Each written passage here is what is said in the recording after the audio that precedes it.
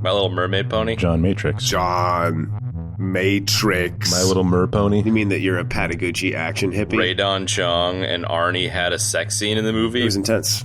I got arrested. The old garbage guy drive-by. What do you think was on the sandwiches? The whole sequence in the mall is just insane. Close-up footage of Arnold's muscles jiggling. No, hang on. No, you hang on. Bunch of macho bullshit. Delta Force 101, man. Duh. I'm dead again. Flame assault shoulder weapon. Broadcasting live from inside the power band, this is The Blah. In this episode, 81 plus 3 people die. Prepare to enter the army of Matrix. I'm your host, the Wolverine, along with Jarhigo. Como esta? And the always ready-to-go Algorithm. G'day. G'day. And folks, in this episode, everybody does actually die because we're doing something very special this week. Verde, Bennett, Alyssa Milano, Ice Cream Socials. That's right, folks. We watched the 1980s titular classic Commando, starring Arnold Schwarzenegger, and we are going to be having a conversation about that today. Chad, go. I would like to wish a very happy Australia Day to Vernon Wells. Ooh, there you go. That's a nice opener. Happy Australia Day. Hey, let me ask you guys something. Yes. After seeing this movie, every time you visited your local surplus store, did you ever wonder if there was a secret button and a secret arsenal stashed behind the counter? Absolutely. I always thought that was the coolest thing. Yeah, me too, man. That and the sweet pair of like injection molded flippers that he put into his shopping cart. That looked like they were for a much smaller man. Yeah, it looked like they're for a 7-year-old. I'm surprised they weren't like My Little Mermaid, My Little Mermaid, My Little Pony. My Little Mermaid Pony? My Little Mer Pony? Funny you should say that because legend has it Arnie is actually a brony. No way. No, I'm just making that up. I really hope that he is a brony, though. Oh, where do we start? My 6 pages of notes? I think every time that one of you guys says, wait, when I try and move the plot forward, that's a death for me. I like it. All deaths by default are either by machine gun or saw blade. Yeah, by saw blades, yeah. Or the random Russian knife shooting device. Yes, that was very special too. Love that. Right? I did too, man. I loved it when I was a kid. I was like, oh my God, he just shot a knife out of that thing. How many times put together have you guys seen this movie? Put together? Absolutely incalculable. Calculable. I can't even say the word. Triple digits, maybe? Incalculable. Yes, triple digits? Oh my God. Easily, man. I mean, when you don't have the internet and you have a VCR and a copy of this movie and you're like 12, what do you think happens? You watch it over and over again, only stopping to take breaks to go out into the woods to pretend that you are John Matrix and you are playing Commando in the woods. And then you take a break from that and you go watch Commando again. And then when you take a break from that, you go back into the woods and you play Commando again. That sounds about right. I don't want to blow my load too early here, but speaking of playing out in the woods, I've got a little anecdote, a Commando anecdote that I wanted to share. Please proceed. Proceed. So, Baba? Proceed, sir. Proceed, sir. So back in the day, I did a really long hike, and in the process of that really long hike, I met some friends, and at a hiker hostel, which is a place where you can crash as opposed to sleeping in your tent, which gets really annoying when you smell like a homeless person after months in the woods, we watched this movie. And wow. As a result of watching this movie, we ended up reenacting the opening scene to this movie out in the woods the following day. Nice. And it just so happens that I had a plastic chainsaw that I had hiked and carried for over 1,000 miles. And there's photos that I'll share with you of me with a log on my shoulder with a plastic chainsaw with an epic homeless man beard that I would like to share with you. Please post that. Please. I love how you said I went on a long hike once, as if it was, a long day hike.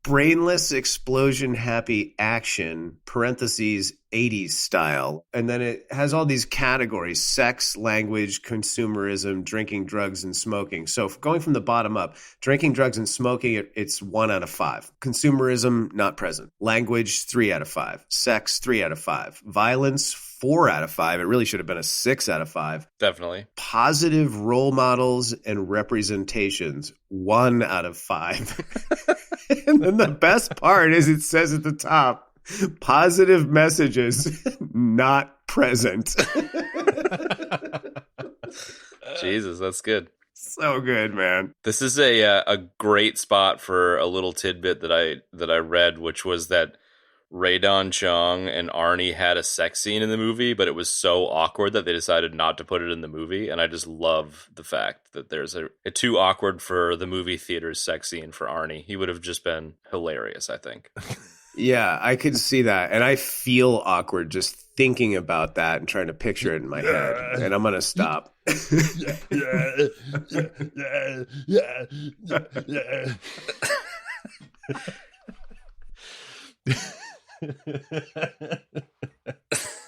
Oh my God. Wow. When the fuck would that have actually happened? Exactly. In the movie? Exactly. Like in the back of the Army Navy store or something. Or on the canoe with wings that was brand new. Yeah, exactly. Right, yeah, right. Just before he goes on his kill fest, that would be my guess. I guess. Kill fest. Before he blows up the world. Yeah.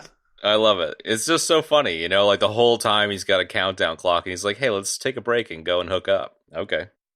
But as you said, there's no high levels, so. There isn't. Ben, what is your quote high level thought? I've got to find Jenny. It's all that matters to me now. Well, maybe I have a little time for some nookie. From the random girl that I kidnapped. Yes. Wow, that's Ben's high level thought, folks. So I think you can get an idea of where this is going. Raydon Chong ends up with Munchausen syndrome or whatever. Stockholm syndrome. Baron Munchausen syndrome. Okay, that is funnier.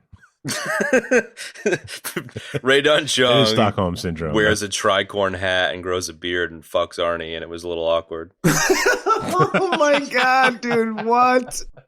Wow. All right. Jarhigo, go ahead. High level. Yeah, probably. It definitely was, if not still, my favorite Arnie movie. Ever. Yeah, I've seen it, if not 600 times, 1,000 times. I have no idea. But ditto for everything that you said about, watching the movie and then, going out and pretending that you're John Matrix and playing in the woods and then going back in and watching the movie. Absolutely. It also inspired the massive toy gun arsenal that I used to have. So yeah, I mean, what more is there to say? I mean, it doesn't get any more high level than that, really. Sure. I love it, man. We are 50 minutes in and we have gotten nowhere. Nowhere. All right. High level. Just kidding. Okay. We covered the high level, which is about 2 seconds. All right. How about the old garbage guy drive-by? Let's just start right at the beginning. Yes. I love the fact that they pretended to be garbage guys and just shot the shit out of the poor guy in the front in a cul-de-sac. That was fantastic. Oh, yeah. Oh, I like that. I didn't even think about the cul-de-sac, Chad. Yes. Yeah, man. I like how a garbage truck drives in and they're like, oh shit, it's a garbage truck. It woke me up. And then they shoot 2 SMGs for like 300 rounds and nobody's peeking out the windows. No one cares. Yeah, and then I love how Bill Duke walks over to him and then pumps like another 10 rounds in him just for good measure, just to make sure that he's dead. And I also love how they hear that all in their sleep all the way out in the cul-de-sac. And the house is pretty far off the road. And then they wake up and they're having a pretty in-depth conversation about the trash situation, dude. It's like, is it Tuesday? Oh, honey. Oh, did you wake up? Yeah, but I put my makeup on and I went back to sleep. And is it Trash Tuesday? Oh, I don't remember. Did you take the trash out? I don't remember if I took. Oh, okay. I'll get up. Don't forget the cat litter. Got to make it believable. Shall we pet some deer? Oh, we're not even there yet, brother. Really? Hold on. Oh, first death. Back it up. Chad's dead. The back it up body count. Like 1. 5 minutes. 5 minutes. There you go. 5 minutes into the actual show. For us, 55 minutes in. You know, Bill Duke, he has got he's got a really great evil face. And it's also smug at the same time. He might as well have "fuck you" tattooed on his face. That's what his face is saying to me. Like, fuck you. I'm going to do whatever I want. And I love that. And I loved that about him. You know, it's kind of a punch me face when he does that. Totally. It is a very punchable face. But it's like, it's a punchable face that you wouldn't want to punch, because if you did, you'd be pretty screwed. You definitely would, because Bill Duke would take you down because he's a Green Beret. Remember that? He's a Green Beret. A quick little aside on Bill Duke. I always loved the character Mac in Predator. Oh my God, yes. And for whatever reason, he's just constantly shaving. Oh, with like a crappy pink ladies' disposable razor. Yeah, with just sweat as lube. Just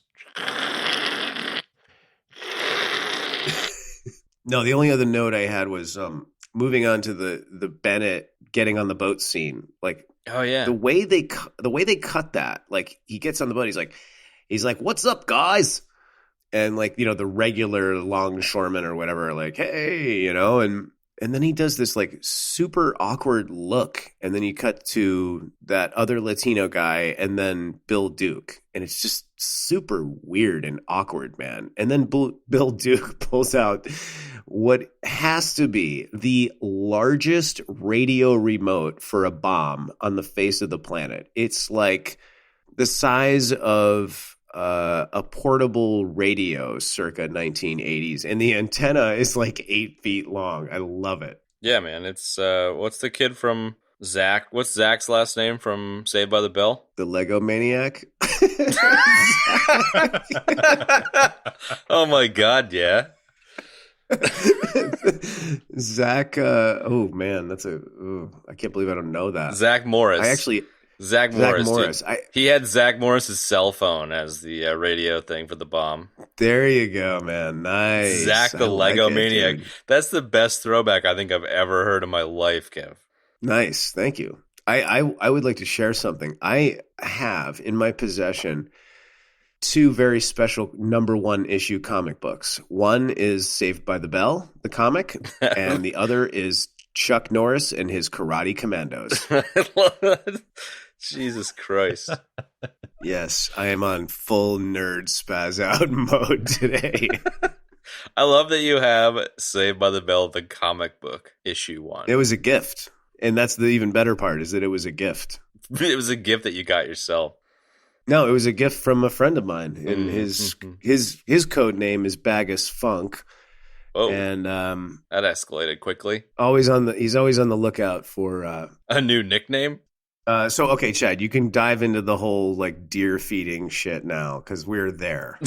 I'm there, unless Ben has another nugget that I missed. I was just trying to push the thing forward, but I was a fool to think this would move at a decent clip. I will be quiet for a while. What, the little montage of Arnie and Alyssa Milano like having their special day, petting deer, eating ice cream, with like some very, very cinematic music behind it. Lots of strings, lots of one-armed carrying. Yes, lots of one-armed carrying. Some woodwinds, perhaps, as well. Very, very Hallmark. Very. But let me ask you guys a question. What do you think was on the sandwiches? Vegemite, right? Because like Arnie bites into the sandwich. He's like, "What the hell is this?" And she's like, "You don't want to know." And they never tell you. Maybe it was the deer. Maybe it was. I don't know. It was the deer that they pet. He was training her like Hanna, you know, and she went out in the woods and killed and skinned the deer and made sandwiches for her daddy. Oh, that's an interesting theory, man. Yeah. And that's why he was like, "What's in this?" Yeah, totally. I love how he just shrugs and he like happily keeps chewing the sandwich. Yeah, that was straight up Farva. He's like, "Do you think they spit in this?" Nah, fuck it. Just takes a bite. The beginning of this film is like one of the best montages ever in the annals of 80s montages, which that is a very full annal. It's a very, very full annal cavity. Because there are tons of montages. Yes. I mean, it's great because it's so terrible. I mean, so many montages are so terrible. Certainly from this era of film. Film. This is by no means a film in any way. Well, I just wanted to talk about the score for a second. Like that, I don't know, what is that instrument, Ben? Is that like a steel drum? I think it's like a steel drum, yeah. Yeah, it's like a steel drum. This music, okay, so and there's a good nugget in here as well. James Horner was the composer on this film, and he did many soundtracks and scores throughout the 80s and the 90s and into the 2000s. I think he even did Avatar as well. Sorry. And he also did 48 Hours, which came out before this. And the music is very similar. That whole, like, the plank, plank, plank, planky, planky, that is all in 48 Hours as well. And I remember recognizing that when I saw this film because, 48 Hours is a really great movie. It's funny. Nick Nolte, I'm sorry, it's Eddie Murphy teams up with Queel to... I'm so sorry. I couldn't resist. So anyway, in 48 Hours, Queel, Eddie Murphy, they team up, and it's like a funny buddy cop movie, with some serious tones as well. But the music is the same. And James Horner, I read a little, like a blurb about him. He was sort of like kind of famous for recycling and reusing music and kind of borrowing stuff, like famous works of music, and then changing some of it and then putting it into his scores. Like it was sort of like a thing, like all throughout his career. And I mean, this is a great example of it with the 48 Hours and then this. So I just wanted to throw that out there because I thought that was pretty interesting. Very much so. Yeah, it's a great 80s soundtrack. Yeah, absolutely. Absolutely. It's very 80s in its own way. If I'm not mistaken, the writer also wrote 48 Hours and Die Hard. Really? Yeah. Because that is juicy. And Nick Nolte was supposed to play Matrix. Get out of here. Yeah, dog. Huh. No way. IMDb trivia for the win. That's where I get all my nuggets. I cannot believe that. That would have been a very different movie. Yeah, that would. No, I saw something that was like they wanted to do a sequel to this, and they wrote it up. And John McTiernan was on board, and Arnie turned them down, and then they reworked it, and it turned into Die Hard. Huh. So wow, it's kind of random. That is interesting. That is very interesting. Yeah. Which is funny because there are actually sequels to this movie. Or yeah, exactly. I don't know. Whatever. I don't know that they're actually sequels, but there's a Commando 2 and a Commando 3, and I don't know if there's any more than that. But have you seen those? I've never seen any of those. No. Absolutely not.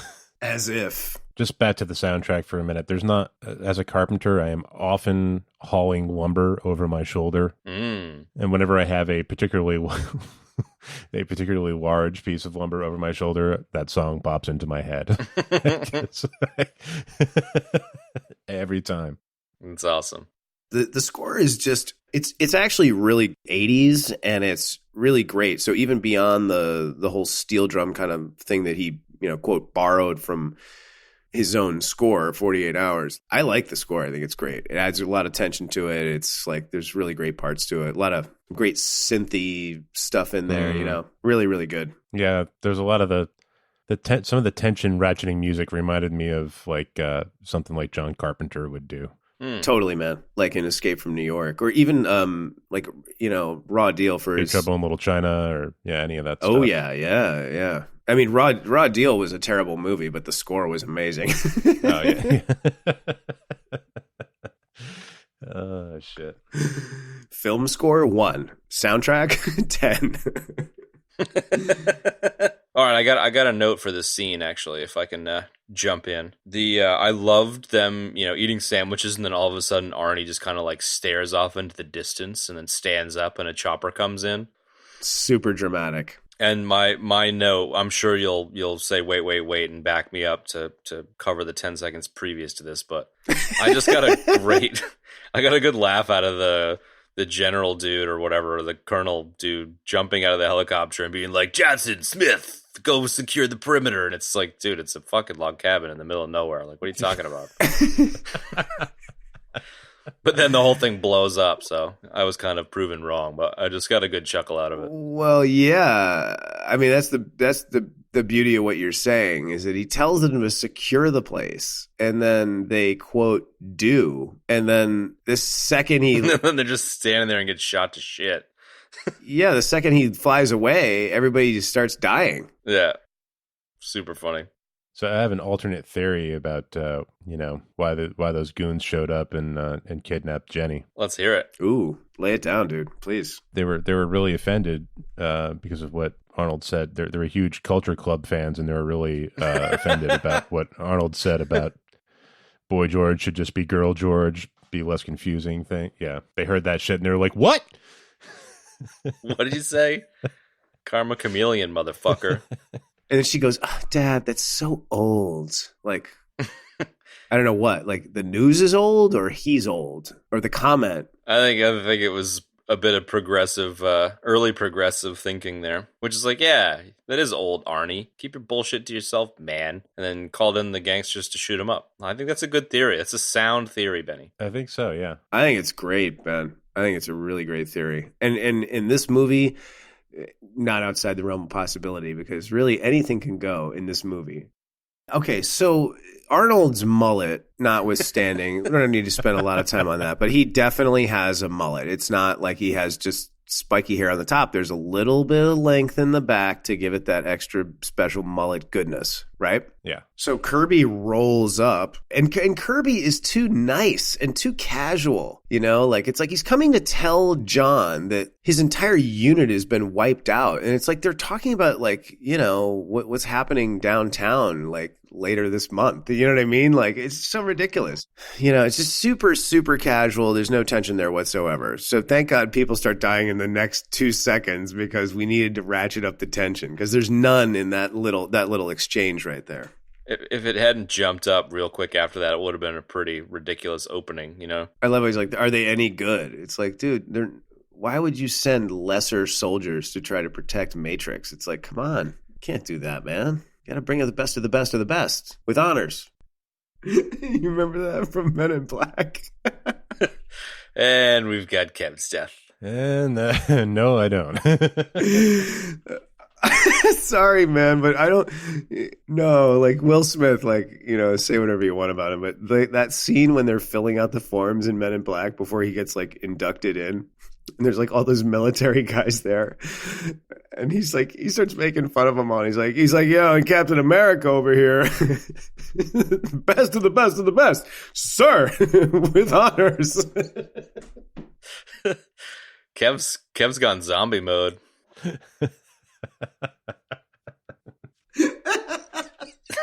I think he actually is dying. Falling off his chair.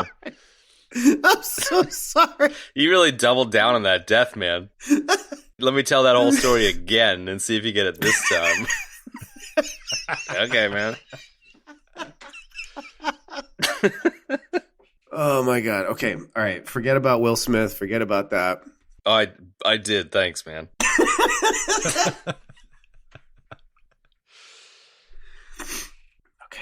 I'm okay. Oh, okay. Kirby helicopters in for a 5-minute chat. All right, we already got past that. No. Okay, fine. We were already talking about the fact that Arnold could smell the bad guys coming. Right. Did you want to circle back and thoroughly cover something, Kev? Circle back into the first 16th of the movie. The font they used on the opening credits was really terrific. I liked that, actually. I wanted to talk about it, but I didn't. See, Jarhigo. Can we start talking about his downhill session in the... Oh, the Bronco downhill. Was it a Bronco? In the Blazer. Blazer, thank you. Yeah, go ahead. I didn't have any notes on that. Go ahead. Are we ready to go there yet? Let's go there, man. Drive this Blazer forward. Yeah, God, go. I mean, okay, so he's like, yeah, I smell them coming. This is a guy who's like a Delta level spec ops guy, right? He has the only protocol he has for any kind of situation like this, because he clearly has a new identity and all that, is he tells his daughter to go get under the bed. Right. Not go to the safe room, not go to this, secret thing that we made, a secret compartment in the floor, nothing like that. Just go hide under the bed. And then Bennett finds her in like 2 seconds. Yeah. Enter the grandma's knitted chainmail. It's magnificent. So magnificent. I love that he's wearing his belt over grandma's knitted chainmail. Totally. They're not holding his pants up. Yeah. Well, those things were so tight, man. You don't need a belt with those leather pants. That's true. The belt actually prevented them from flying off violently because of how elastically tight they were.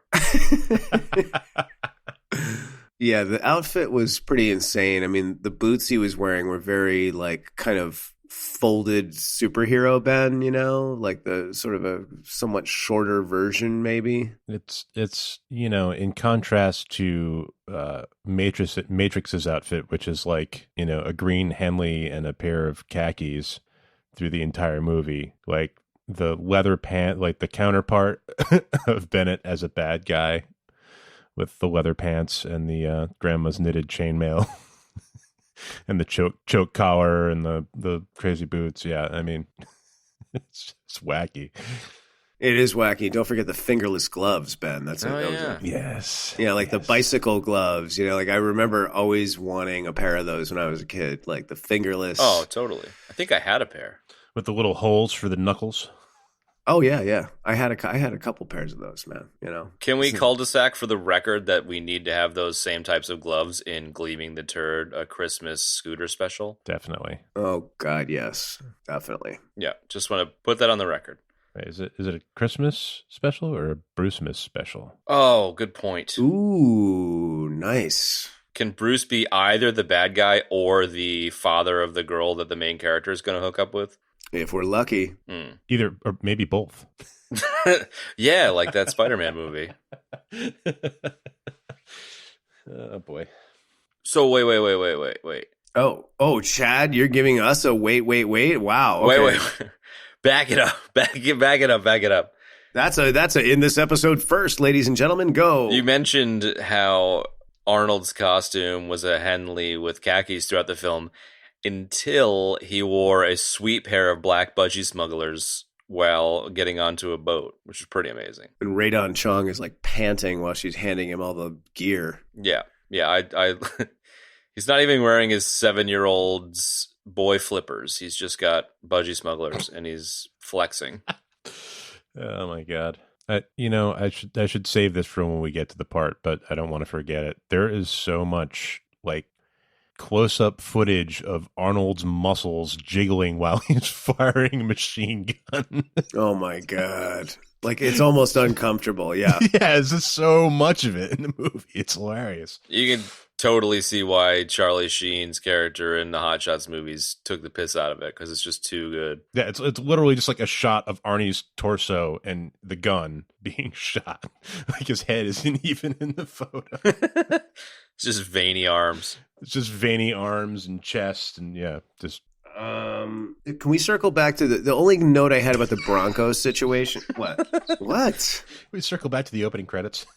No, oh my God. I love the way that Ben is making fun of me in this episode. The Broncos situation. I didn't really have a lot of notes about that. I mean, he pushes like an entire car on, up a pretty steep incline. It's only a few feet to get the thing going. And then, like, he's going down the hill. I love it. Bill Duke is like, oh, crazy bastard. He's still coming. It's like, of course he's still coming, dude. You just kidnapped his daughter. What the hell do you expect? The guy's like a Delta Force commando.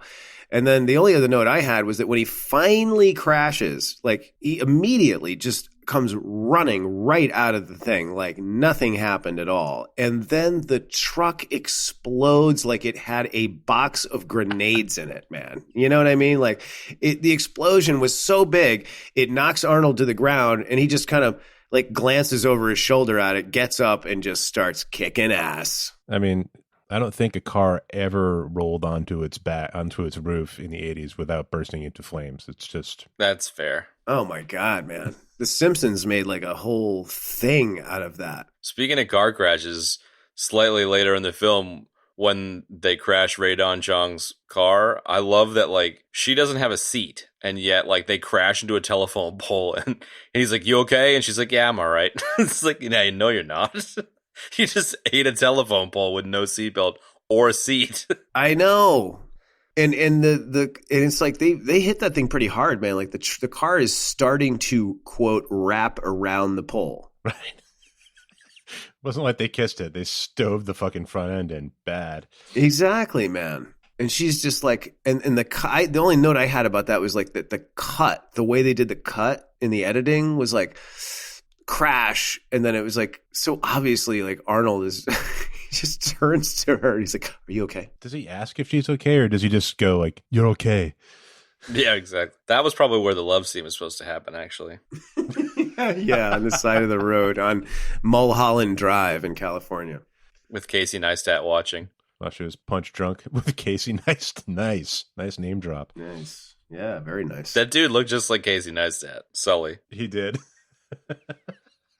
Oh, David Patrick Kelly? Yeah. Yeah. I'll be right back. Okay. Yeah, go for it, man. We'll keep going. We'll be 5 seconds further in the movie by the time you return. Oh my God. I gotta say, Dan Hedaya really, really dialed it in. He brought A game and 110% effort to that part. I really, really enjoyed that. And contrasted with the crappiness of the movie, like it just makes it even better. I kind of agree and kind of think it was like the 80s version of blackface. It was like a random dude pretending to be Hispanic. It was just too bad. It was so bad it was good in a way. Yeah, I think Dan Hedaya is Hispanic. He's Latino, right? He's a Syrian Jewish guy. Okay, well, close enough. Middle East, Central America. Yeah. I mean, for movies, for Hollywood, close enough. For Hollywood in the 80s, definitely close enough. But evidently Raul Julia was supposed to play that role, but Joel Silver made it so that Dan Hedaya was it. Oh, my God. Wow, but Raul Julia is literally Latin American, so that would have been more accurate. Yeah, but I mean, I'm with you. It kind of fits with the movie because he's just as fake and just as enjoyable as being fake as the action sequency movie. It fits perfectly in a way. Totally. And his whole he's when he's interrogating Matrix on the table and telling him what he's gonna do for him, it's so. He is bringing it hard, dude, and I love it. And that "fuck you" that Arnold says on the table, that's probably in my opinion, one of the best "fuck yous" in a movie like that of all time. He's kind of hushed while he's saying it. He just goes, "Fuck you." So good. Yeah. So goddamn good. I love it. It's been such a while since I've seen this that I forgot half of the plot. And so it's like, oh yeah, okay. So he has to go assassinate some president? I don't really remember that. It's like, no, he jumps out of an airplane and doesn't do any of it. I was like, oh, okay. That's why I couldn't remember that bit. Major left turn. I loved it. And then, oh man, I'll have to, I don't know. I feel like we should wait for Jarhigo, but I'm back. Oh, okay. So when they get out at the airport, right? And Arnold's like, how much are they paying you, Bennett? And Bennett goes, they offered me $100,000. But when I heard I'd get a hold of you, I said I'd do it for nothing. Yep. And I'm like, $100,000 to orchestrate. It's like the Dr. Evil $1 million. Exactly, man. $1 million. It's like $1 million, like $100,000. Like, who cares, dude? You might as well do it for nothing, dude, because that's nothing. Like, you're orchestrating this entire kidnapping and this whole thing to overthrow the president of a fictional Latin American country. Like, that is worth more than $100,000. I don't know. He's going to buy a new K car or something. That was my only disappointment in this film, is that there are no K cars. No, that Porsche was pretty sweet, though. Dude, that Porsche was amazing, man. With the whale tail and the yellow, come on. Yeah. So here's the thing, man. So Bennett's like, yeah, 100,000, but I said I'd do it for nothing. I said when they told me I'd get a hold of you and I'd get to wear this outfit, I told them I'd do it for nothing. Yeah, I was all over it. It's like, it turns out the cartels want to kill you and get you to assassinate a guy. I was out LARPing in the woods with my friends, and they grabbed me, and now here I am. Fireball! Oh my God, man, that is so great. And then the very next, so this is here's the setup for the energy of the next scene. The setup is that John Matrix is an ultimate commando. Daughter's been kidnapped. They need him to assassinate the president of Verde. So he's definitely not upset about any of that. And the next scene is Sully, Enriquez, and Matrix walking through the airport. And Sully is like super casual. He's like, so you and Bennett met in the service? Yeah, me and Enriquez was in the service too, man. Nothing like an old war, buddy. It's like, dude, why are you trying to have like a chatty Cathy casual conversation with this guy, man? It's just so stupid, dude. It was pretty silly. The two of those guys were complete knuckleheads. It was perfectly cast. Totally. And that's when we get the classic Arnold line. You're a funny guy, Sully. I like you. That's why I'm going to kill you last. There's some good one-liners in this one, man. Yeah. Oh, I am going to put together a super mix of all the one-liners in this movie. And we'll just release it as the episode. That's the episode, because this episode has already been derailed before it could even start. Enriquez, he's an interesting looking guy. He's got like a Hawaiian shirt, like a dirty white blazer on, that terrible hair, and that hat. So yeah, it was like a safari, like elephant riding guy's hat or some shit.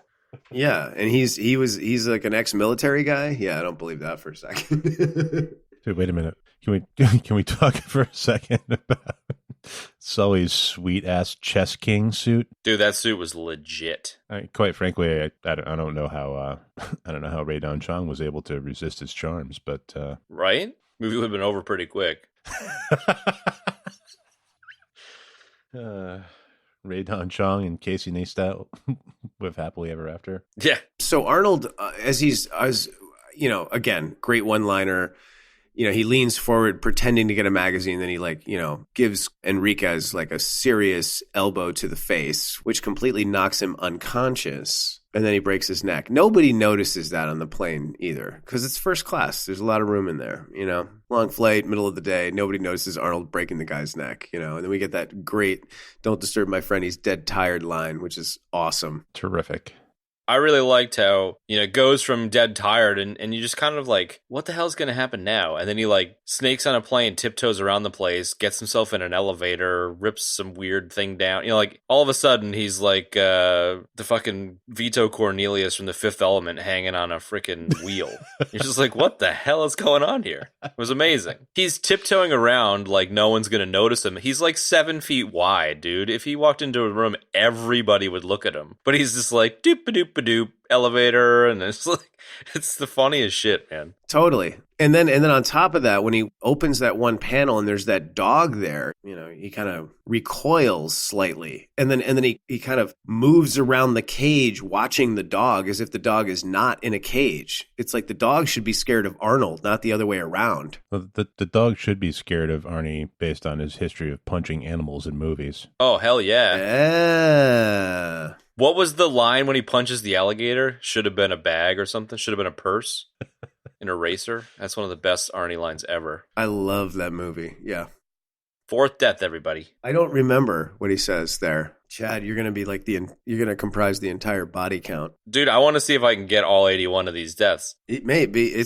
You're well on your way. I don't know that you did, because I did laugh. It just wasn't good enough, Ben. Right into the microphone. How about how amazing the jump out of the plane was? Kind of ass landed in the swamp. Like, he's traveling at like 140 miles an hour forwards at about a 300-foot altitude, jumps out, and he's just like, bloop, into the reeds.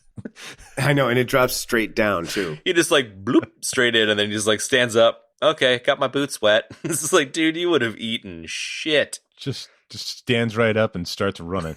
No big deal. He ass lands too, doesn't he? Yeah, he does. Yeah, he does. And it's like he would have so much forward momentum. There would be a huge arc in the way that he fell. Oh, totally. Let me just take this way too far. Ballistics of this. I did the math and right, exactly. I was doing some quick physics. So he's just, he drops straight down. And then like in most scenes, like he just kind of brushes off the dirt off his shoulders, sort of metaphorically. And then he's like, then he keeps going. It's great. Yeah, done deal. Jump a fence, back in the airport. It's always like that. Yeah. Car crash, lands in the water, just keeps going, runs across the runway. He fell from the plane like the like the bombs in The Last Jedi. Like falling in zero gravity. Yeah, right. Totally. Yeah, I love that. Sorry. Wait. As of last show, the first person to bring up Star Wars dies. Ding, ding, ding. Oh, shoot. You're right. Yeah. Can you insert a Wilhelm scream in there, Chad? Oh, totally. So then next scene is he sneaks his way back into the airport and Rae-Dawn Chong is flirting with her Tinder boyfriend on the phone.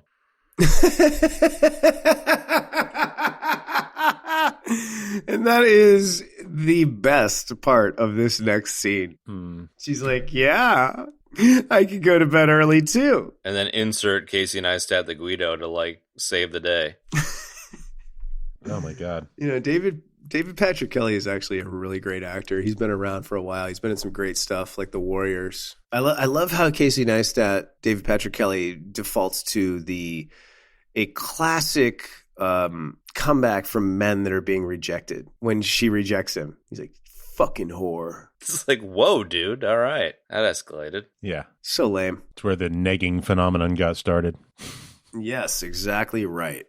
So moving right along, rips the seat out of the car. She has her advanced karate class. He's not buying it, so he's like, you're a fucking whore.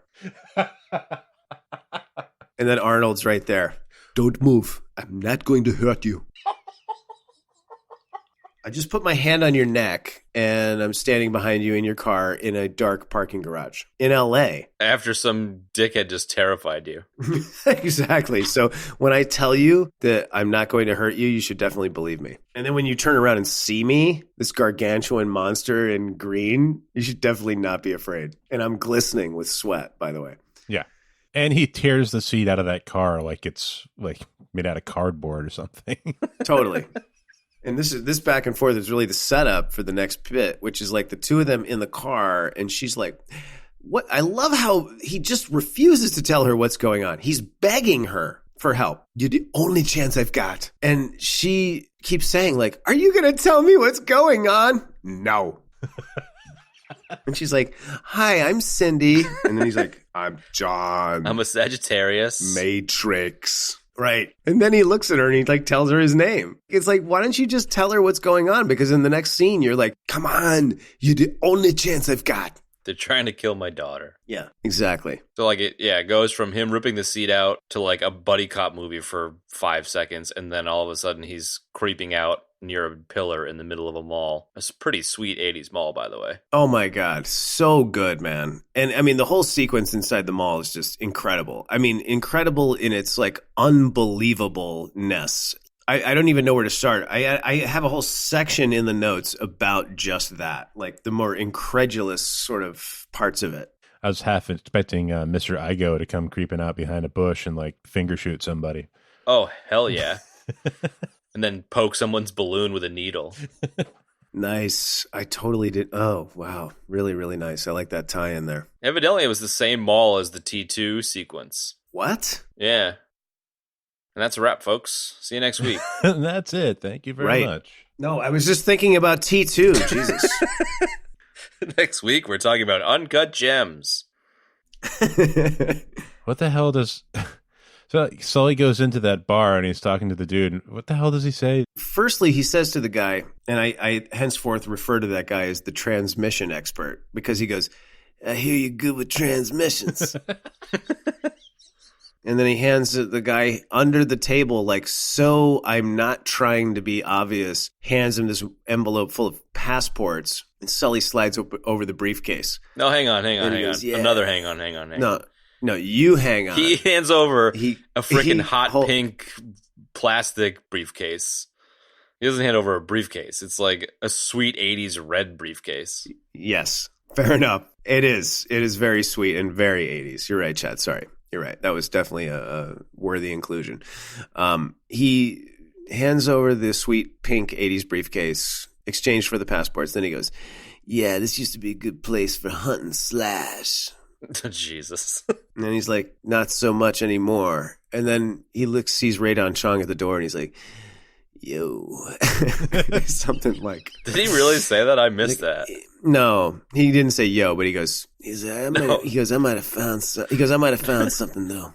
I'll see you later. I love how I asked if he really said that, and you thought I was talking about him saying yo, not saying this is a great place to get slash.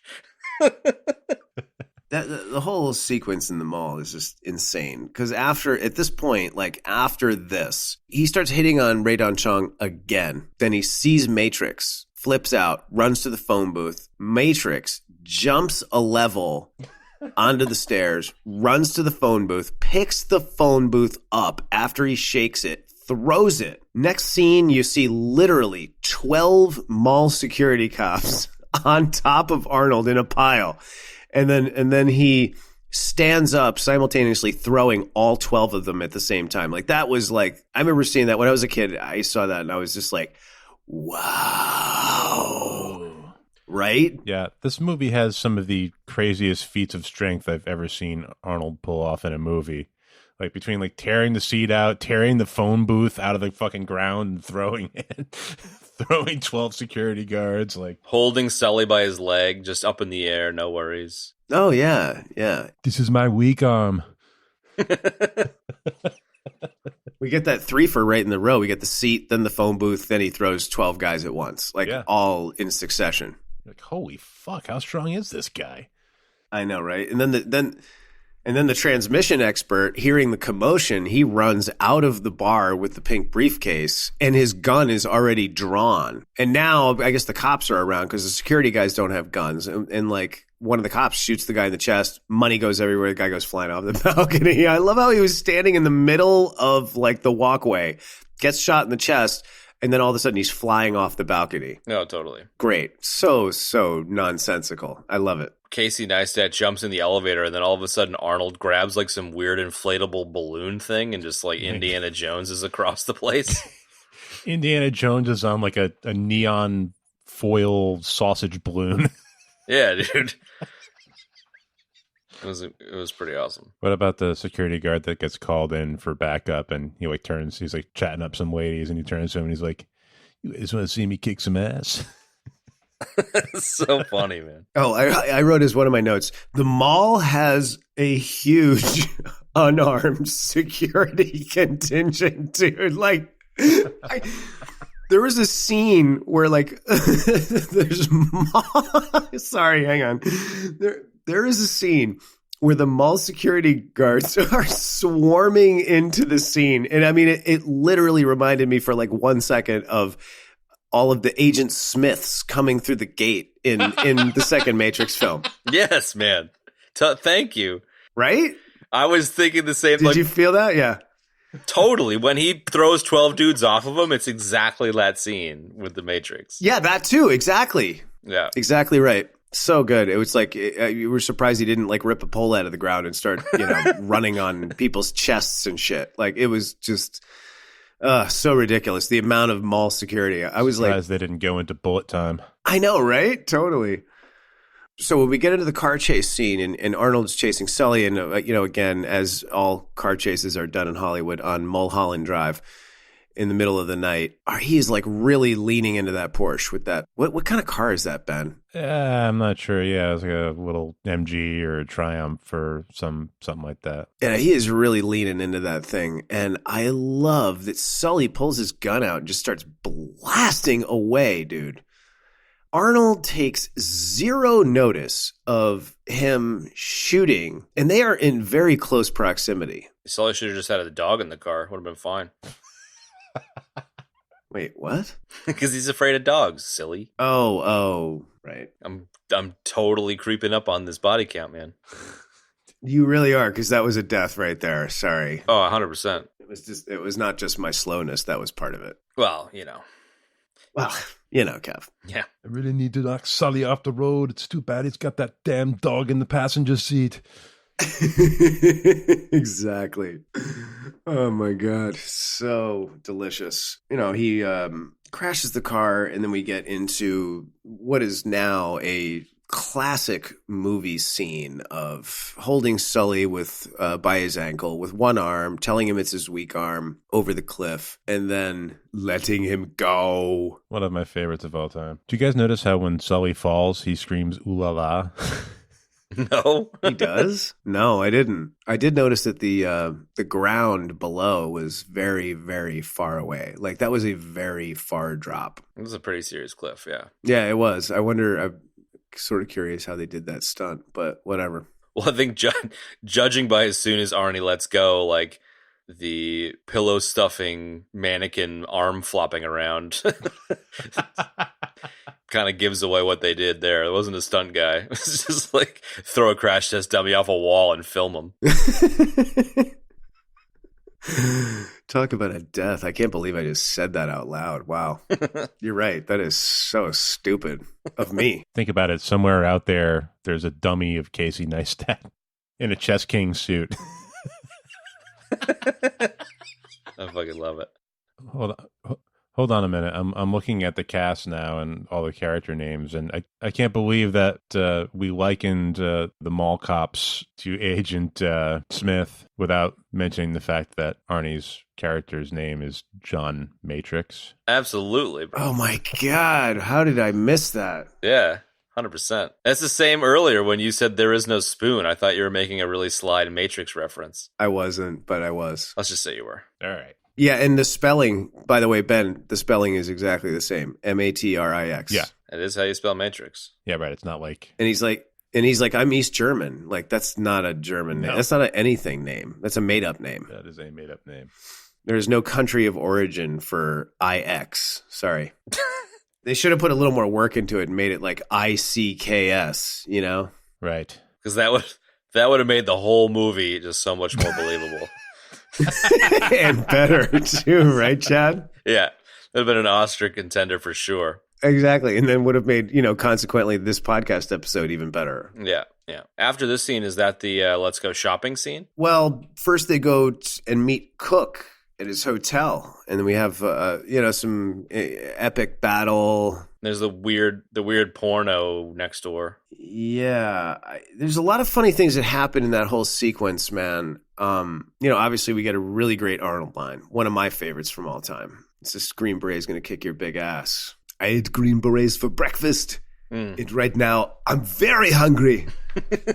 Love that.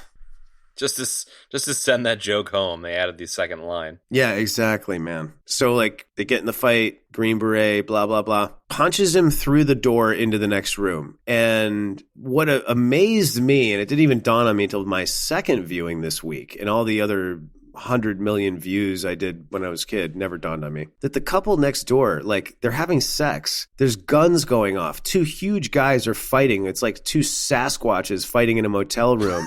They do not stop having sex until he comes flying through the door. So the fight, the gunshots, none of it bothered them until they came busting through the door. Then the lady was like, oh my gosh, and does a full reveal, frontal reveal. It was great. See, I thought you were going to go somewhere a little different with that. You can't have an 80s movie without, one gratuitous breast. Oh, for sure. Definitely. Yeah, absolutely. Chad, where did you think I was going? I thought you were going a little different with that because I watched the scene today and they bust through the door and, full frontal, all that stuff. And I was like, wait a second. And I rewound it and watched it again.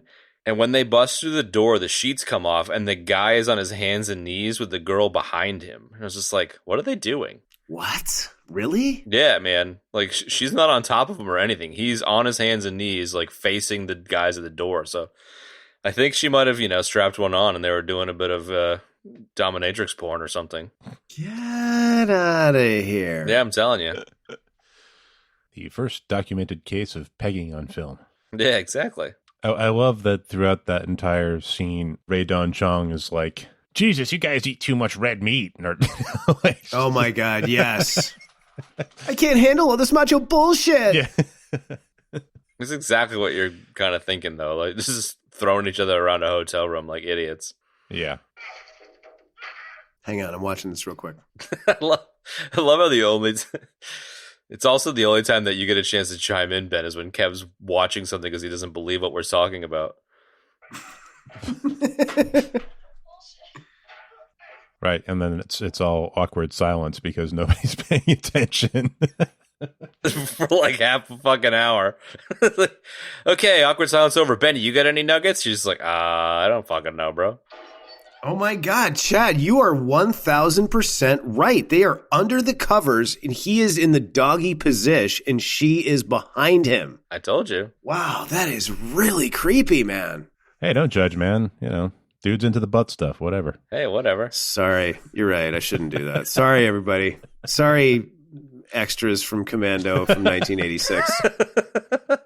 Oh, sigh. Mulvey, you did it again. Oh, Mulvey. Yeah, I love how Arnold takes his time to tap Cook on the shoulder before he delivers like a 10-ton hammer of a punch to him.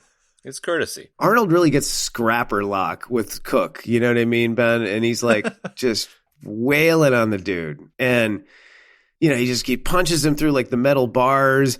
And then he punches him through like the glass thing and impales him. And he immediately is like, jumps down on the floor and he's like, Cook, where is she? And then he doesn't answer and he actually grabs his shirt and he goes, Cook. It's like, dude, you just impaled the guy through his heart with a piece of glass. He's not talking. There's zero chance that he's going to be telling you where Jenny is now. Sorry. Yeah, don't kill the guy you're trying to interrogate. It's Delta Force 101, man. Bunch of macho bullshit. They don't make fight scenes like that anymore where like, you know, they're like dudes are like throwing each other through walls and like No. It's just I don't think I've seen anything like that in quite some time. No, they don't. And I gotta say, like, on a serious note, like, it's a really good fight scene in the motel room. All of the action scenes, man.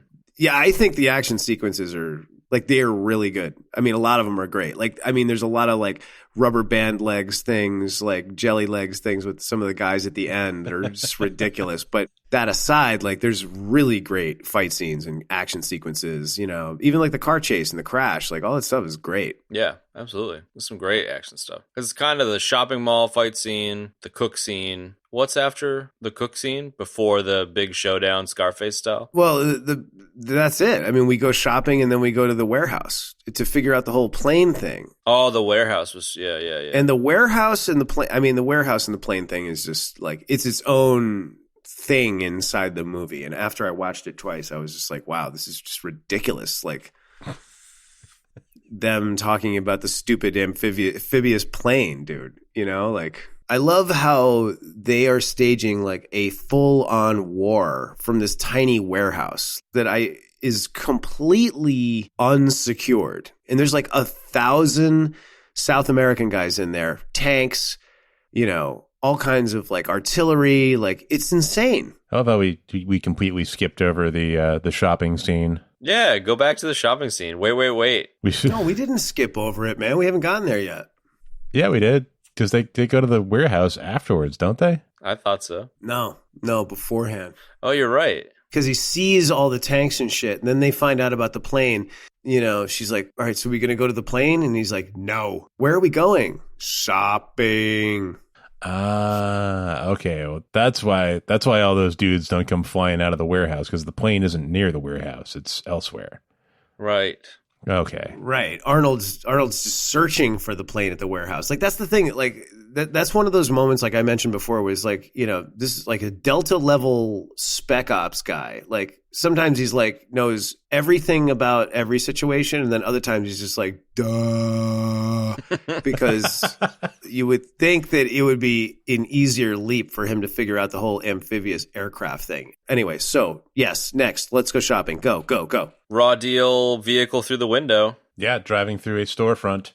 Again, yes. With a bulldozer that just happens to be in the parking lot with the keys in it. It's just like, I'm just going to go grab this tank-treaded bulldozer and just absolutely annihilate this store. And I'm not even going to consider that there might be a silent alarm, because the bars on the windows are no indication whatsoever that there's anything valuable inside it. I mean, come on, man. It's like it's a great tease to the inevitable Arnie gear-up scene, watching him go through that arsenal, grabbing this, that, and the other thing. Grabs his snorkeling gear, punches a hole in a glass display case instead of just opening the door. Because he's in such a hurry. Right. Grabs a bunch of claymore mines that he's going to install backwards, and they actually have like nuclear munitions inside of them, because 3 claymores blow up 17 buildings. And those explosions are like they're like chain reactive. Like they just keep going and going and going. So good, man. God damn. You want to talk about over the top explosions? Wow. I'm assuming there's a silent alarm at the surplus city. You'd hope so. Cops show up. She's sitting outside in a really shiny teal Cadillac with a backseat a bunch of full of fucking full of munitions, full of military hardware. They don't even bat an eye at that because, like, you know, the front of the building is like knocked over, which I guess maybe I could see, but I would say if I pulled up there and I saw the front of the building and then saw her casually sitting across the street in the car waiting, it's like, yeah, what are you doing here? You know, like, it's just so stupid, dude. They're so like whatever about the fact that like this giant monster of a man was stealing military grade hardware out of this surplus store. And they're just like, yeah, hey, look, it's a hooker, man. Not bad. I think she's got something for you. You know, they could give a shit about what's actually going on. It's great, man. I love how she snags the rocket launcher and shoots it backwards first. That was amazing. She gets a great little one-liner quip. Where did you learn to do that? I read the instructions. Exactly, man. And I love how my favorite part of this entire sequence is that the cops just are like, all right, come on, let's go. Get in the van. No cuffs. We don't need to put cuffs on this guy. He's not a threat in any way, shape, or form, dude. There's no cuffs on him. Yeah, and then not only that, but like, so she screws up the first shot. She fires it backwards, right? The second shot, she's gone from complete novice to master rocket launcheteer, okay? Because she fires the second shot, hits the back wheel perfectly. So none of the occupants of the van are killed, and the thing just, you know, kind of falls over on its side. Awesome. Love that. Yeah. I love that somehow that police van doesn't blow up. Right? It's not on its roof, but it is on its side. And so that rocket launcher, I know this because like the minute I saw that when I was a kid, I totally nerded out and was like, oh my God, I want one of those. It's the M202 Flash. And it's my God, you actually know what it is? Yeah. And so here's the thing. The van doesn't blow up, but those are incendiary rockets. Like they developed that thing to replace, like, you know, the portable flamethrowers that they used to have. That's amazing. I love that you know that. I love that you're doing like Mulvey levels of nerding out about the rocket launcher right now. That is so sweet. That's great. Okay. Perfect segue. Have you guys... No, wait. I want to hear Ben talk about the rocket launcher more. Go. That's it, dude. I mean, they were made to burn shit down, like, you know. Yeah, exactly. Were they really made to replace the flamethrower? Yeah. It's the Flash is an acronym for Flame Assault Shoulder Weapon. Holy shitballs. That is the best nugget of this show and possibly the best one of the last 10 shows. Punisher fucking war journal over here. I know, right? I love it. Jarhigo, Jesus. That was a freaking double grand slam. So, you know, apparently when she fired at that van, it shouldn't have, like, knocked it over on its side. It should have just bursted the fucking... it should have just, like, bursted into flames. The one time it doesn't happen. Yeah, exactly, like, man. Fucking napalmed, you know? Exactly. I want to add to what Jarhigo's talking about. Chad, I know you were about to segue out. I want to talk about the rocket launcher, but go ahead. Okay. Well, just hold that thought for 1 second. So what's amazing about the van, it doesn't blow up, doesn't really catch on fire, right? But when Arnold pushes his Bronco in the first 5 minutes of the movie down the hill, like he opens the engine bay, like the hood, right? And the engine bay has just got like a bunch of parts that are ripped out. So the car doesn't even have a working engine, right? He pushes it down that hill, crashes it, and like I said, it explodes like it had a box of grenades in it. Then this vehicle gets shot with the incendiary rocket and nothing. Love it, man. It's perfect. Love it. Go ahead, Chad.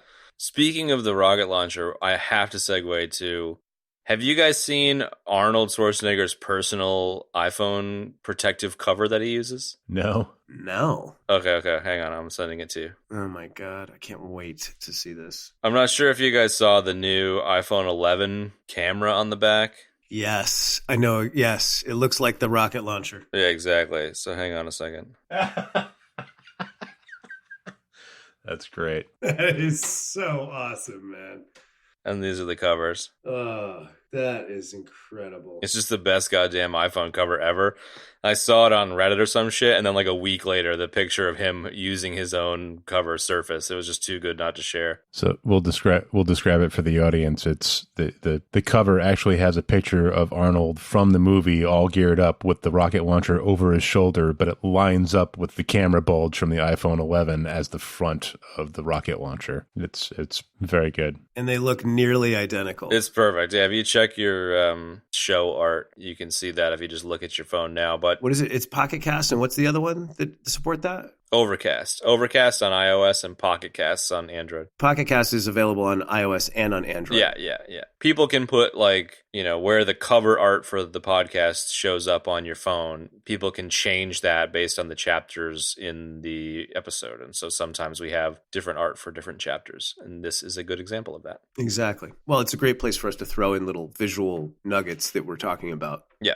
For sure. But anyways, yeah, I thought that was absolutely hilarious that Arnie actually uses the thing himself. Arnie's pretty good like that. Oh, for sure. Oh, he's awesome like that, man. Come on. You can't say come on like that, by the way. I can't say come on like that? No, you have to say come on. Come on. He is great like that. Come on. Okay, iPhone cover segue over. Boom, done. That was a great little bit, though. Thank you. You're welcome. Bill Paxton. Bill Paxton, everybody. They're going to come in here and they're going to kill us, man. Yeah, it's kind of funny that he was sitting in front of a radar unit. I kind of half expected to hear like the blipping and the alien getting closer. 7. Yeah. We got to do Aliens, man. That's just such a good movie. Can't be, that's inside the Inevitably room. followed by Right, man. game over, man. Game over. Game over, man. Game over. What the fuck are we gonna do now? That's still to this day my favorite Bill Paxton scene. My favorite is from Weird Science. It's Chet. You stewed, buttwad. I need to watch that again. Oh, it's so good. He's so great as Chet. And those two films came out in the same year. So Commando and Weird Science were both released in 1985. Ooh, yeah, that's one we're gonna have to discuss in the future sometime. Absolutely, man. That's a John Hughes underdog right there. And I think that this is definitely when Bill Paxton was getting his start. His career is clearly ramping up through this 1985 year because he does Radar Operator 1 in Commando and then Chet in Weird Science. And then it's like, Hudson. Let's put her in charge. I love Bill Paxton. That's his best line of all time. But it's Bill Paxton screaming about blowing him out of the air. And then he's like, hey, why don't you just go down a bit? She's like, yeah, okay. And they just lower her down. That scene's done now. Then you end up with the budgie smuggler scene, which is hilarious. I actually made a whole separate section of my notes for this last scene, and I titled it Compound Assault. Yeah, and then it begins with the gearing up scene. It begins with the Speedos. Let's be real. What do you call them, Chad? The bungee smugglers? Budgie smugglers. It's an Australian term. Budgie. Oh, budgie smugglers. Okay. A budgie is a small parakeet. So, like, you stick a little parakeet in your pants and you walk around and you smuggle your budgies with them. Got it. We call them banana hammocks here. Across the pond. I like the idea of smuggling small birds in your pants. I like that too, actually. So we start with the budgie smugglers, and Rae Dawn Chong is like handing him the gear, and she's like, oh, I think one of the bags is unzipped. You should probably turn around and bend over and zip it up so it doesn't get wet. She's panting the whole time. Fair enough. I was too. And like one more button on her blouse has come undone by accident, It's so great. And then she's like, okay, Kirby, X-ray, got it. I'll be sitting here in the airplane randomly for an hour while you kill 100 people. Exactly. And nobody on the island is going to notice me or bother to come out here and try to blow me up. Right. Well, I mean, to be fair, Arnold does set up quite the distraction. That is true. God damn it. We are going to put an audio clip of the gear up in this because it is The gear up scene alone is, I would say, Ben, what do you think? Probably one of the best ever all time. Started the whole thing. Like what? What do you think? I mean, it's epic. Oh, it's one of the greatest for sure. Yeah, I mean, you don't even need to see the scene. You can just the amount of clacking metal and, you know, clips being shoved into guns and ammo being loaded and zippers being zipped and all that stuff, man. It's incredible. And whoever came up with that in the editing room, my hat is off to you, sir. You are brilliant. I mean, it's clearly not the first one, but that trope in movies, that was a very 80s thing, the gear up. Speaking of how fantastically edited the gear up scene was, I wonder if it's the same guy that won the Oscar for editing the cake scene in Raw Deal. It was every bit as thorough. Yeah. Dude, you know what's better? The only thing better than that cake scene in Raw Deal is Chad's play-by-play description for the folks at home of said scene, because that made me laugh hysterically. I remember re-listening to that episode and laughing so hard. But it was a pretty goddamn good scene, man. Cut to the cake, back to Arnold, back to the cake, back to her, back to Arnold, back to the cake, back to her. Like, it was so funny, man. Anyway, whatever. I don't need to talk about how great we are. Everybody knows that. And then the next, like, after the gear up scene, it's just Arnold humping a bunch of shit over a bunch of hills and constantly dropping his rocket launcher while he blasts dudes and sets up nuclear claymore mines. And using that great Russian mail order knife shooter. Oh, that's the best. For stealth kills. I love that all the buildings, like, as they're exploding, you can clearly tell that they were just like a shell. Like there's like no internal structure whatsoever. Like, as they come apart, it's just like, oh, that was like some twigs and some paper, like, painted to look like a building. I love the shell of the buildings that blow up, and then there's just like 3 camo mannequins that just stand there while the buildings blow up. Like, yeah. They're less than a meter away from the buildings, and they're just like, doo-doo-doo. So good. Yeah, and also that, I mean, I really, like, as far as the action, all of that, we said this before, they really put so much effort into it, man. And the fact that they built those ridiculous buildings, Ben, out of paper and balsa wood and shit, just so they could blow the shit out of them, I just have a lot of respect for that. Really great stuff. So I mentioned before, like, the rubber band legs, the jelly legs of, like, you know, all the guys that... The bullet dance? Yeah, the bullet dance, exactly. The guys that played the South American Army, Valverdean Army regulars or whatever, they were just awesome and committed. And some of their deaths were just incredible. You know, it just made the ridiculousness of the end of the movie just even better, you know. The way they were flying off of balconies and, you know, rolling off of roofs and all of that. I mean, it's great. Every single one of them is awesome, too. It's like a symphony. It's a symphony of destruction. I was waiting for somebody to pick up on that. Great song. Just great like song. the Pied Piper. Let rats through the streets. Let rats through the streets. Oh, God. And then I love how he does that. And then he gets into, you think mortal man. The contrast between those two voices in that song are just so great. You take a mortal man, you put him in control. You know, like, it's so weird how he goes back and forth like that. Oh, that's good stuff. The majesty of Dave Mustaine. Ben, great derailment bomb right there. That was like a derailment grenade. Yes. I love that. There's a sequence where he's got, I think it's like an AK-47. And for some reason, his gun has like this deep guttural thumping sound to it. Where there's like guys in the Valverdean army that are using the same weapon, but that it's like, you know, like, for some reason, Arnie's gun sounds like super deep and guttural.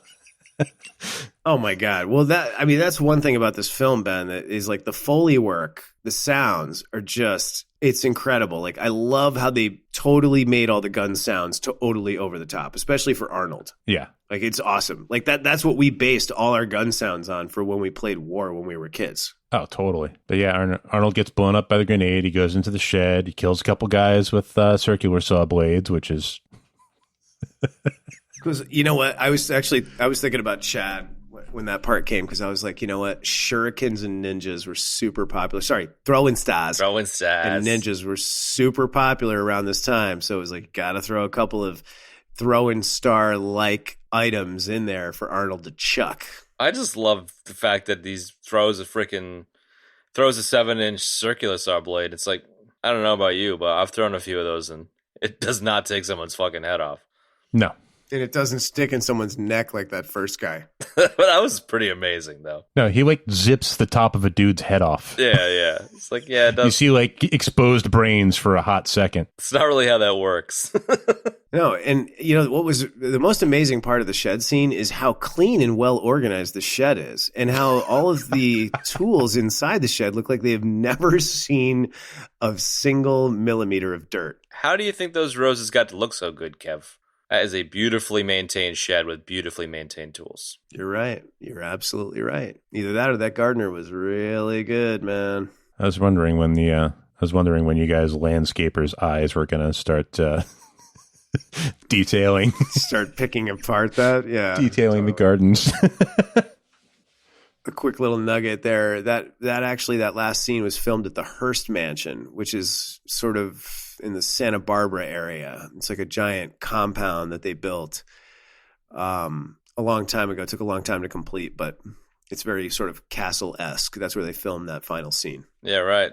Speaking of that, they said that the Coast Guard pulled the permits on the location they had for the explosion building scene 2 days before shooting, so they had to build them on the Hearst grounds at that stage. So that's probably why they were such shitty buildings, but I think it added a lot to the film in terms of cheese dickiness. Oh, yeah. So it is totally possible that this compound did indeed have like a super industrial basement complex with like steam pipes and catwalks and valves, big giant circular wheel valves and such.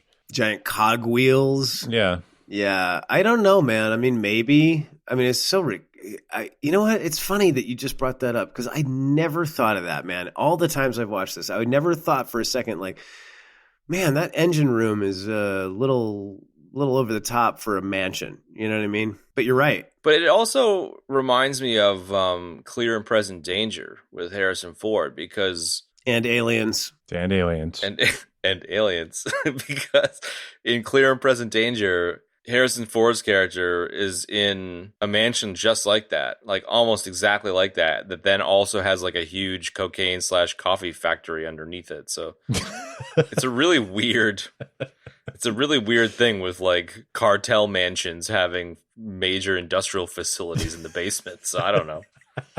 Yeah, you know what? You might be right about that, man. I think you are right about that. That's it. Clearly the cartel connection. Yeah. You need a dark, steamy industrial space to refine cocaine in. Exactly, man. Exactly. Verde. Where's Verde again? Oh, it's right next to Sokovia. Yeah. The funny thing about the compound assault is that I don't really have a ton of notes about it. I mean, it's just awesome. Like there's some nuanced things in there that are great, but like, it's just incredible. I mean, it's like the action sequence that just sort of redefined ridiculous action movies, Yeah.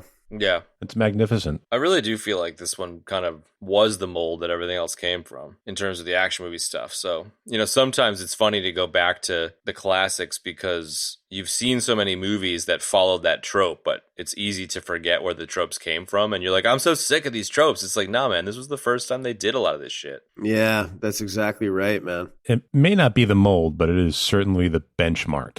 Yeah, it's a great way to say it. Yes. Absolutely. Yes. Great way to say it, man, for sure.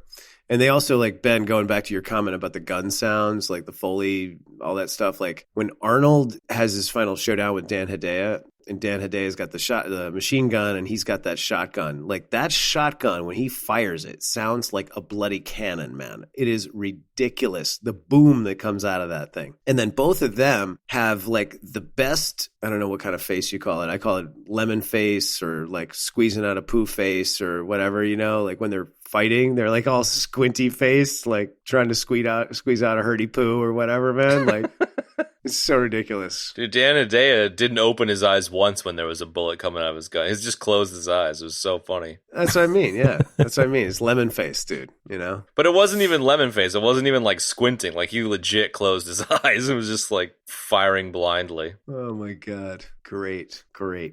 Speaking of trying to find a way to push this fucking thing forward, the transition where Arnold kills everybody except for Bennett, and then all of a sudden, from 3 miles away, hears his daughter go, "Daddy," and then runs in the right direction. Like, I loved the random daddy. It was the only way they could justify the editing of him immediately running into a weird industrial facility. It's just part of what makes this thing so wonderful.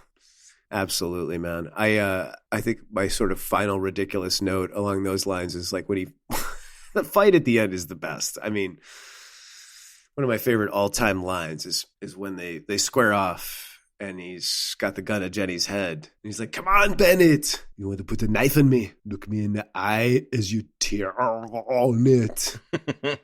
I love how like it literally does. It takes nothing to convince Bennett to just like drop the gun, let the girl go, and get into like a hand-to-hand fight with him. Like, nothing.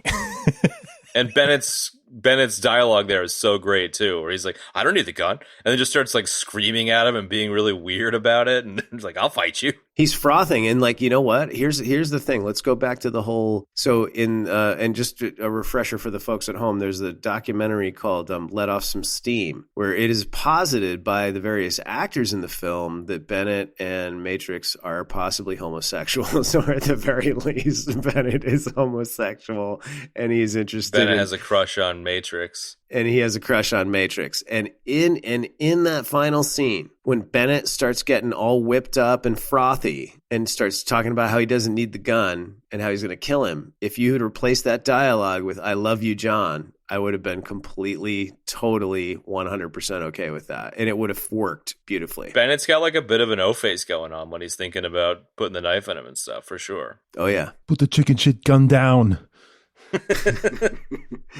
Come on, Bennett. Look in my eyes and see what's going on in there when you turn it. Let off some steam, Bennett. Best line ever. Let off some steam. There is something homoerotic about all of that, isn't there? Oh, for sure. Oh, my God, yeah. Especially with the giant rod sticking out of Bennett's chest. Hello.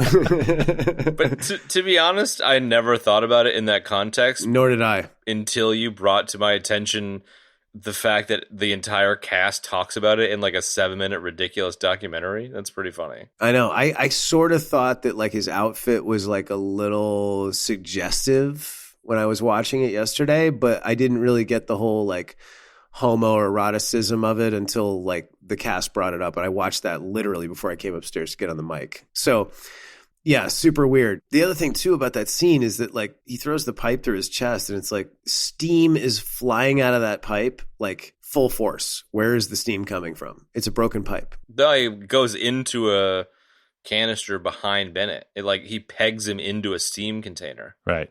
You sure about that? You don't need to watch it, but yeah, I'm pretty sure. Yes. Yeah, there's like a steam tank behind Bennett. The pipe goes through Bennett and the tank. Yeah. I got you. I love how Chad threw in that little. You don't need to watch it, dude. You don't need to watch it. I promise you it happened. You don't need to watch it because we definitely need to stop doing this because it's like midnight. I just think like I'm okay with ridiculous action movie tropes and stuff, but I mean, come on, dude. You're not gonna rip a freaking 12-foot length of steel pipe, probably cast iron pipe, off the wall and stick it through a dude and a tank. Like, it was just so fantastically ridiculous. Well, it's another one of those incredible feats of strength by John Matrix. Some serious feats of strength. Flipping a yellow Porsche over or knocking 12 Agent Smiths out of the way is one thing. Throwing a pipe like a goddamn lawn dart is another thing altogether. Thankfully, we don't see the the chunk of like steamed meat that flies out of the pipe due to us. Oh, That would have been amazing if it just kind of like thump out the front. That would have been so great. If a chunk of meat came out the front like that, I would be so much more forgiving of that. oh, that is so gross to even think about. It would be a cranberry sauce out of the can sound too. Oh my god, nice. It would look just like it. Nice tie-in. Oh my god. Love it, man. Nice one, Chad. You're welcome. Rating. So Are we done yet? yeah, rating. I mean, like, what else is left in this movie? Nothing. Like, he shows up, and Kirby, of course, is like, "You leave anything for us? Just bodies." Yeah. And then he looks at his daughter, looks at Raydon Chong, who has yet another button has come undone on her stewardess outfit. And she's standing there all like hot and bothered, still panting. Arnold's glistening. It's like clearly there's some sort of sexual situation in the future. And Arnold's like, no chance. And I love how he says it so slow. It's like so weird. Yeah, that's pretty weird. I mean, it's clearly for dramatic effect, but like the zoom in on his face and he's like, no chance. No chance. And that's it. Movie's over. Movie's done. They fly off into the sunset to "We Fight for Love" by Power Station. Ooh. Yes, dude. Totally, Ben. Exactly right. Which will be the outro track for this week's show. Yes. Sounds good. Love it, man. All right. So let's rate this monster and quit for the week. All right, I'll go first. I'll go first because I want to acknowledge that I was too harsh last week, and Ooh. I feel like a revision to my inner space rating is in order. Wow. This is unprecedented, folks, on the EBD podcast, in the EBD universe. This is new. Chad, you have the floor. I recognize I'm totally cul-de-sacking here, but I gave it a 4.6 last week, which put it into the borderline movie category. And we discussed a couple of other movies like Escape from New York and Beverly Hills Cop. And you guys both felt that it was better than Escape and in the neighborhood of Beverly Hills Cop. So I somewhat agree and place it in the neighborhood of Escape and Blazing Saddles and Inner Space at a 5.5. So I just wanted to give a quick shout out. So wait, you're telling me Inner Space has now been elevated to a 5.5. Yeah, from a 4.6. Okay. And along the same lines, Commando, I was similarly enthralled. I'm with you, Benny, in terms of your comment last week about how, Inner Space is a good movie and it's sci-fi. So because you're a sci-fi nerd, it gets kind of extra credit. And I'm kind of the same mind, so, I don't feel that Commando is better than Escape from New York, for example, but it's very much in that neighborhood. Yeah. And then I similarly kind of have it below things like Blazing Saddles, Real Genius, Spies Like Us. So kind of contemporary, not action movies, but just contemporary-ish movies. And so it comes in at a 5.4. So it's 0.1 underneath Inner Space, but it puts it firmly in the good movie category. It's just a really fun, all-around good movie. Totally. Hilarious action film. Like, I definitely think you're using the term benchmark for it is perfect. It isn't the mold with which every other action movie comes from, but it was definitely a major benchmark. So that is my rating, 5.4. All right, Higuro. Well, I'm going to be. I'm weighing this not necessarily versus all movies, but versus the category of 80s action movies for this particular rating, just so we can get that out of the way, so we know why we're here, and it won't come as any surprise to anyone. As I said, this was, if not my favorite, one of my most favorite action movies, or Arnold movies actually, of all time. So we're giving this one 9 out of 10 kilos of Valverdean gold. Yes. I love it. Refined in a dark and steamy basement. It is a symphony, this movie. It is just magnificent. 100%. There you go. I have spoken. Nice. Nice. Just to chime in real quick, I don't think I mentioned it at the top of the show, but I don't believe I saw this movie at all until I was quite a bit older. So I think that's a major factor for me of it not really having that same legendary status, you know? So like I had a conversation once with a friend that was like, which of the Mel Brooks comedies are you the biggest fan of? And it's like, it seems like everyone has their own camp, you know? So for me, it would be a Spaceballs, whereas for her, it was Blazing Saddles. And so I feel similarly like you have like a Commando or a Predator or whatever, and it would really highly depend on which one you saw first. And for me, it was Predator. So just to kind of throw a little bit of context out there. Predator, yeah. And I mean, like, Predator is like a way better movie, too. Sure. But I completely understand why the nostalgia and the hilarious greatness of this would elevate it, for sure. And in terms of, you know, Ben saying that it's probably your favorite Arnie movie. Yeah. I mean, you know, Predator doesn't have Casey Neistat in it, so. That's true. That's very true. You know. I don't, I'll use that as my segue into my rating. I think that, this movie is definitely the benchmark. Ben said it best. Probably my favorite action movie of the 80s. Probably my favorite Arnold film. And I love that this movie is it's essentially a B movie. It's like Roadhouse. It's not trying to be anything more than it is. It is exactly a sum of its parts. It's supposed to be ridiculous. And it's like, of course I sat and picked it apart for 3 hours, but like it doesn't matter. Like this is exactly what this movie is supposed to be, and nobody is apologizing for it. I love that they spent a large portion on the budget making the action sequences and those freaking crazy explosions so awesome. That was money well spent, because if you take away all the fluff, like as an action movie, there's some really great stuff in here and amazing stuff in here in some parts. So, you know, it's great. I mean, like we've all heard the, seen and heard the ultimate Commando goes on the ultimate mission, story. I mean, it's old as dirt, man. So that's why I love this movie. And it's just great and fraught with cheesiness and stupid continuity problems, and that ridiculous airplane, which probably lives on one of Chad's helicarriers now. And...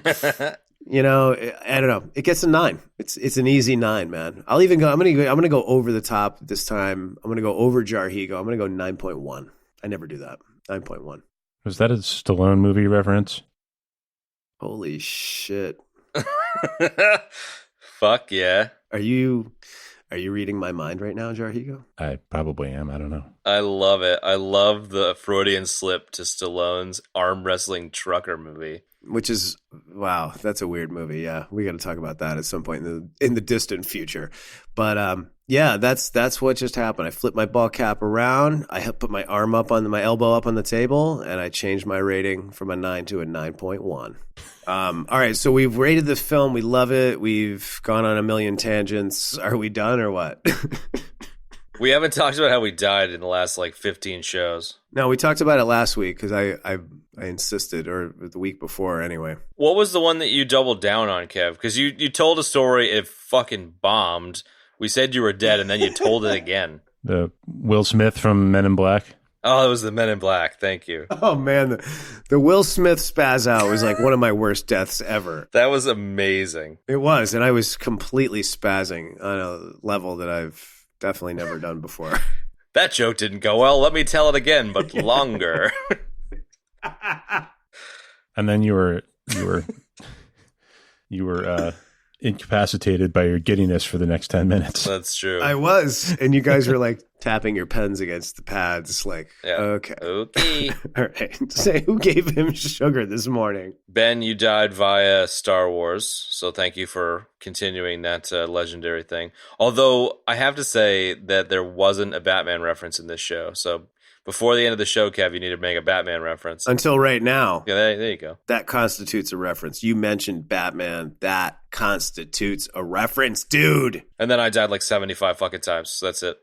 You did, man. You died a lot. And you get the award this year for most deaths in an episode. That's all right. There were a couple of yours that you declared were deaths that weren't true deaths because I was actually laughing, but kind of off mic. Right. I'm actually just being a martyr because I want more attention. I'm just going to keep saying I'm dying until you guys laugh harder at my really bad jokes. Because that always works. Yeah. If somebody doesn't laugh at your joke, the best thing to do is to go back and re-explain the backstory and the ramp up to it. Yeah. Because that'll definitely make people laugh harder when you tell it the second time.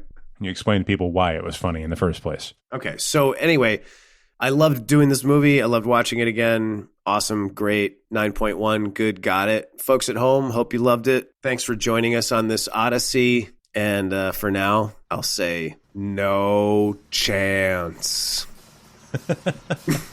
See you later, everybody. I'll be back. Until the next time. And that's going to wrap up this week's episode, folks. Next week, we're going to be talking about Uncut Gems, a naughty little gem of a film. It's a Netflix original.